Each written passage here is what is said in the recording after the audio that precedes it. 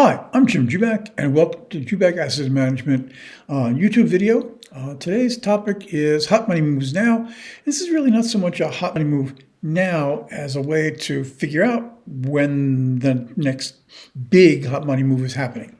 So, if you remember back to the COVID recession and the Fed intervention then, or the 2008, 2009 Fed intervention after the subprime mortgage catastrophe, you know that the Fed will move when there's a systemic risk to the financial markets.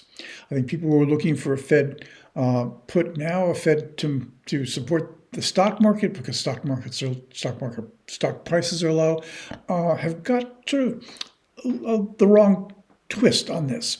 So to get the Fed to move, it's not so much that the market needs to go down, but the Fed needs to be able to look at the financial markets and say, hey, there's systemic risk. So the topic of today's video is really, where is the systemic risk this time? Where, if you look at the financial system from the Fed's point of view, do you see problems with the banking system, problems with liquidity? Because that's what's really that's what will really make the Fed move, not so much to lower rates, not so much a drop in the stock market. One place I'd be keeping an eye on is the banking sector, and particularly a problem of, I guess, what you'd call stranded loans. That banks have done a lot of lending to private equity entities for buyouts of companies, for buyouts in general.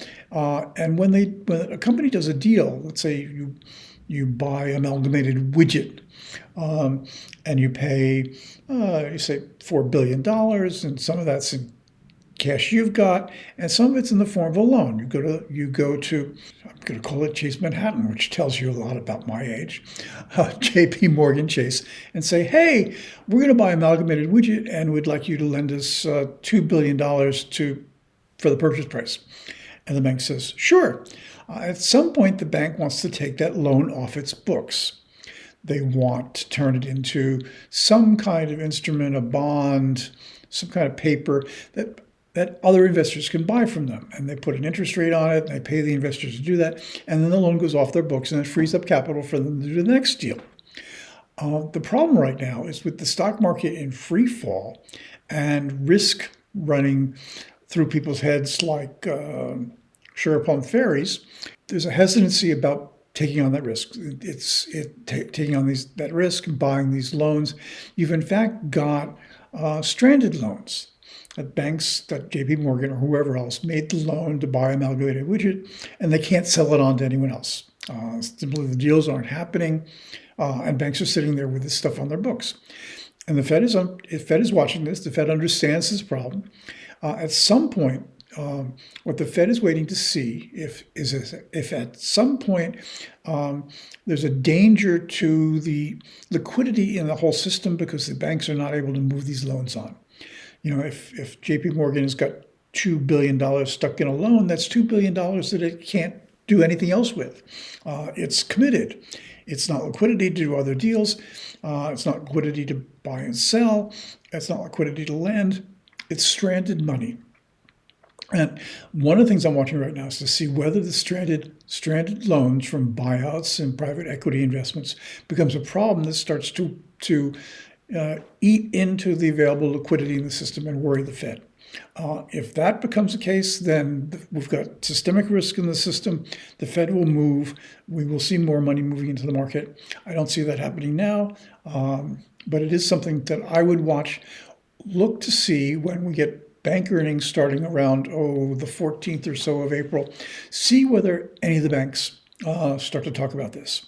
And I would be particularly looking at not necessarily the biggest banks like JPMorgan Chase or Goldman or Bank of America or Citigroup saying this. I would look at sort of like a next tier down, still big banks, but maybe a bank that like PNC Financial or I'm not targeting these banks because I know there's a problem and I'm just trying to think of examples of the next tier.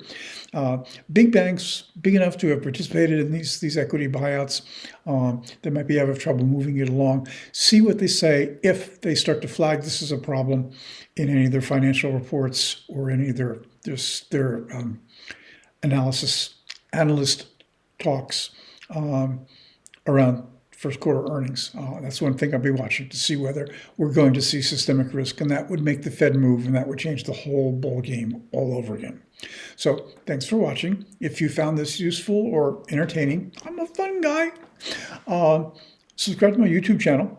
That way you get notification of when we do our next one. It's for free. You'll get an email that says, hey, Jim's video is about to go up. Turning about 3 a week, but not always on the same day. If you want more of my free stuff, you can get 1 or 2 posts a day, plus 3 portfolios on my free site. That's jubagpicks.com. That's portfolios for 12 to 18 months, 5 years, and dividends. If you want more of my stuff, you can become a subscriber at my paid site. That's jubagam.com. That's got 6 portfolios, including 3 that I think are pretty useful right now, pretty interesting. One's got a volatility portfolio where we're doing some options plays. We've recently been playing around with the VIX and some short ETFs on various indexes. So the volatility portfolio. We've also got an ETF portfolio, recently moved from a dollar ETF to a yen ETF, and then a really long-term portfolio of people with holding periods more than, say, 10 years.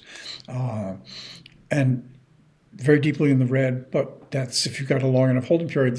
You want to buy when things are in the red and you got a chance to see them recover very, very profitably over a long term. So those are 3 extra portfolios on that. As I said, we moved to Italy and running a Substack, which is also for free, called We Moved to Italy, about our adventures here. So please, we'd love to see you on any or all of these sites. And thanks very much for watching. You'll find links to all of them down below. And still, thanks very much for watching. Bye.